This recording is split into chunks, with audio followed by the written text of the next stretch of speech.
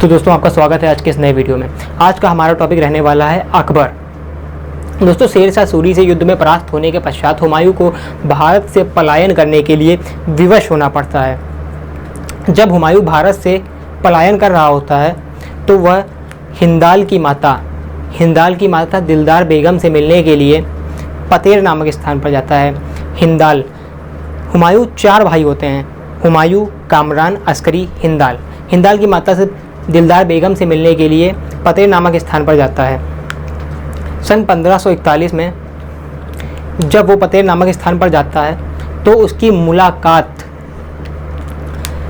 हमीदा बानो नामक एक सुंदर युवती से होती है। वह उसके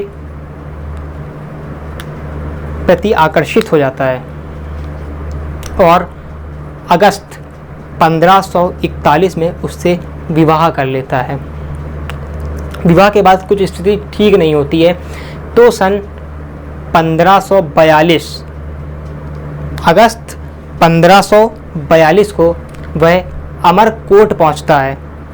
अमरकोट में वह कुछ दिन रहता है और सन 1542 के 15 अक्टूबर को जो उसकी पत्नी होती है हमीदा बानो, वह एक पुत्र को जन्म देती है जिसका नाम पड़ता है अकबर। अकबर के समय कई दैविक घटनाएं भी होती हैं जिसके कारण उसका नाम पड़ता है बदरुद्दीन मोहम्मद अकबर। आपको समझ में आ रहा होगा।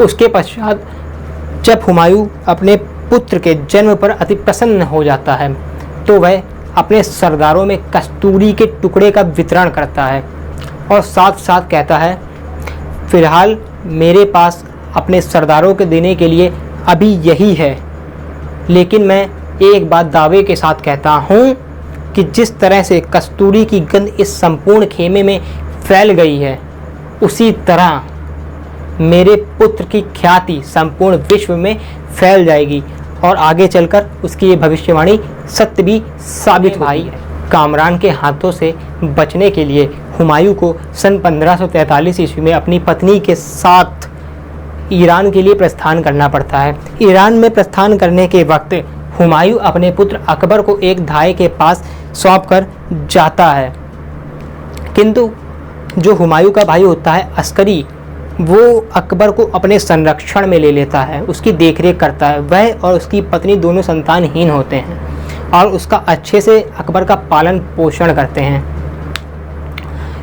तो अकबर की जो धाय होती है उसका नाम होता है माहम अनगा।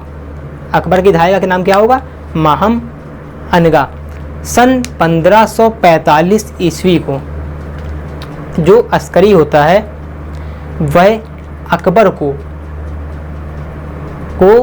काबुल भेज देता है, जहाँ पर किसका शासन होता है? कामरान का।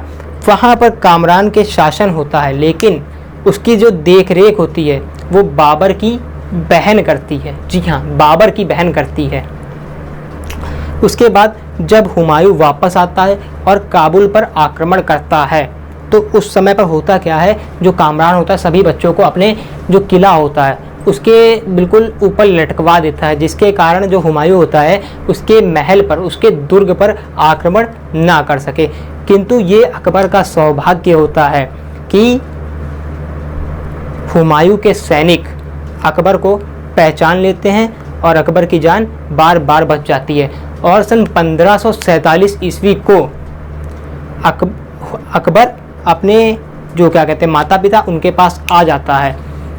सन 1547 ईस्वी को हुमायूं का काबुल पर पुनः अधिकार 1551 को हुमायूं अकबर को गजनी का सूबेदार नियुक्त करता है।